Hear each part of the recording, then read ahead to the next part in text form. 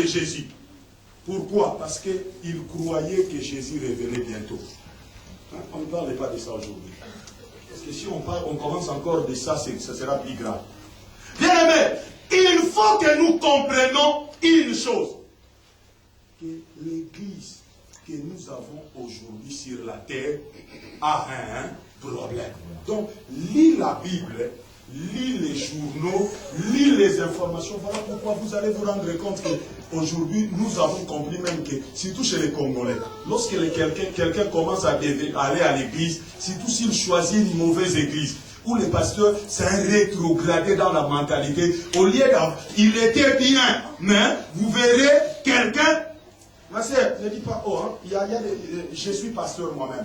Mais quand je te dis, il y a des pasteurs qui sont rétrogradés dans la mentalité, qui t'amèneront nulle part. Donc, au lieu d'avancer, quelqu'un qui était très intelligent, qui réfléchissait, mais depuis qu'il a commencé à aller à l'église, on dirait qu'il est devenu bébé comme ça. Donc, quand il part, il n'y a pas de fond. Quand il part, il n'y a pas de l'énergie. Quand il part, il n'y a pas de la discipline. Quand il part, donc, on ne sait pas. Bien aimé, la Bible dit, Ésaïe chapitre 2, il arrivera dans la suite des temps. La maison de l'Éternel sera positionnée sur les montagnes. Tous les peuples de la terre, frère, iront là-bas, à la montagne, iront à l'église, frère, pour dire, enseignez-nous vos voies. Frère, le vrai mariage, frère, la Bible dit, frère, si tu veux aimer ta femme, tu dois demander la grâce de Dieu. Amen. Parce que la Bible dit, homme, aimez votre femme comme Christ a aimé l'Église. Donc le vrai amour, c'est dans Christ. Bien aimé, une bonne société, hein, on ne va pas parler de la crise financière, mais bien aimé, la cause de la crise financière que nous avons eue, c'est la cupidité de l'homme, c'est le cœur de l'homme. Mais tous les prophètes ne l'ont pas prophétisé.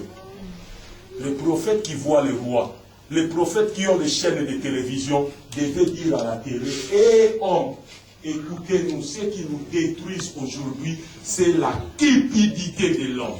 Vous savez, la crise financière a commencé comme? Il y avait quelques bandes, des escrocs américains qui ont, quand tu lis les journaux, on parle de la crise des subprimes. Tu n'as jamais compris c'est quoi la crise des subprimes. Laisse qu'on te le dise à l'église. Laisse qu'on te le dise. Parce que l'église, c'est le bon endroit d'éducation des masses. La crise des subprimes, c'est seulement lorsque les banques américaines avaient compris qu'ils devaient mettre en place une magouille. La magouille, c'était quoi? Il y avait, avec le boom de ad.com, le boom de l'informatique, il y a eu le boom immobilier. L'immobilier était en train de monter. Ils ont calculé une machination. Ils ont dit, on va donner des crédits pour que les gens achètent des maisons, même aux gens non solvables. Hein?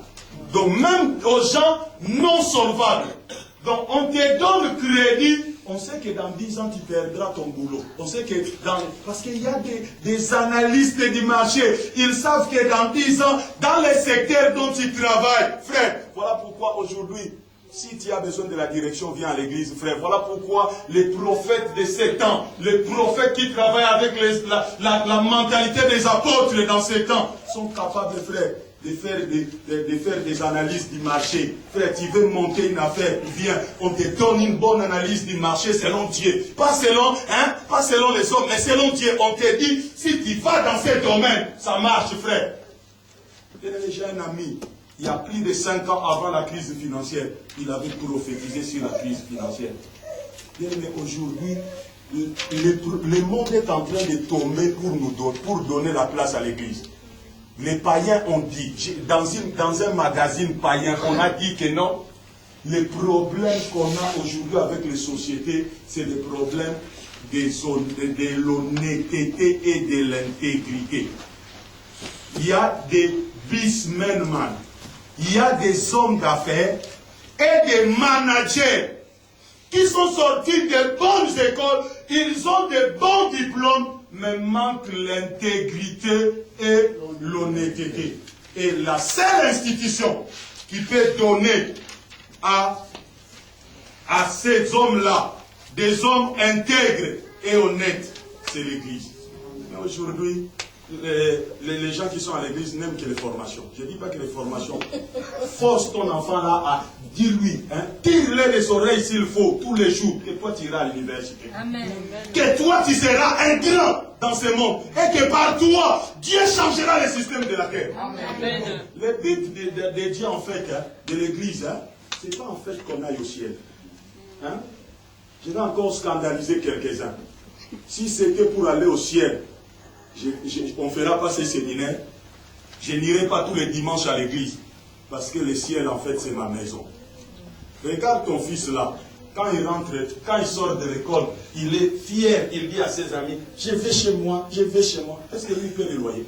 Non. Lui, il paie le loyer. Il paie le crédit de la maison. Non, mais pourquoi il dit chez moi, chez moi? Parce que la maison de ses parents. En fait, l'homme, c'est un esprit.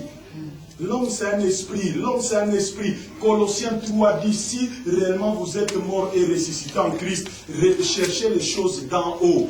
Là où votre vie est cachée ensemble avec Christ dans Dieu. Et maintenant, si votre vie est cachée en Dieu, si vous êtes mort et ressuscité en Christ, cela veut dire que vous êtes déjà rentré à la maison. Hein? Le ciel, c'est chez nous. Hein? Le ciel, c'est chez nous. C'est la maison de mon Père. Je dois être fier en étant sur la terre. Hein? Quand je marche, frère, je marche comme un bad boy, frère. Mauvais garçon, en esprit. Sachant que non, le ciel, c'est chez nous. Hein? Il y a des chrétiens qui ont peur du diable. Moi, je dis toujours à la communauté, je dis, si quelqu'un est sorcier, laisse-le venir à l'église. Laisse-le qu'il vienne. Si tu veux chasser ton enfant parce qu'il est sorcier, viens me reconnaître. Mais les jours où il devient ministre, parce qu'ici les Noirs deviennent maintenant les ministres, les jours où il devient ministre, ne vient même pas. Ne vient même pas. Parce que, ou bien nous avons Dieu, ou bien nous n'avons pas Dieu. Amen. La Bible dit, petits enfants, vous êtes des dieux. Car celui qui est en vous est plus puissant que celui qui est dans le monde. Mais si celui qui est en moi, frère, si aujourd'hui Jésus vient frapper chez toi, dans 5 minutes je vais terminer. Si Jésus vient frapper chez toi, et il dit, j'ai un travail à faire ici à Berkem, maman Aliette, je vais passer une semaine chez toi, donne-moi une chambre. Maman Aliette, tu prends la chambre et tu donnes à Jésus. Pas le Jésus des joueurs, pas les Portugais qu'on voit dans les films, mais Jésus vraiment de Nazareth, le Fils du Dieu vivant, lui-même Dieu. Il vient, il entre chez toi, il loge chez toi, il mange à ta table, il se lave dans ta douche, il se couvre avec tes draps. Tu crois vraiment qu'un sorcier peut passer par là? Non. Un démon peut passer par là? Non. La maladie peut passer par là? Non. Et la Bible dit que ton corps est le temple du Saint-Esprit. Maintenant, si Dieu est dans ta vie, comment les démons s'associent à Dieu dans ta vie? Amen. Pose-toi la question, pose-toi la question, pose-toi la question. La Bible dit, Jésus dit à Pierre, je bâtirai mon église. Et les séjours des morts, ni les forces infernales ne prévaudront contre cette église. Le problème c'est quoi? Nous avons des églises non bâties. C'est ça le problème. La vie de beaucoup de chrétiens, c'est comme des maisons non achevées.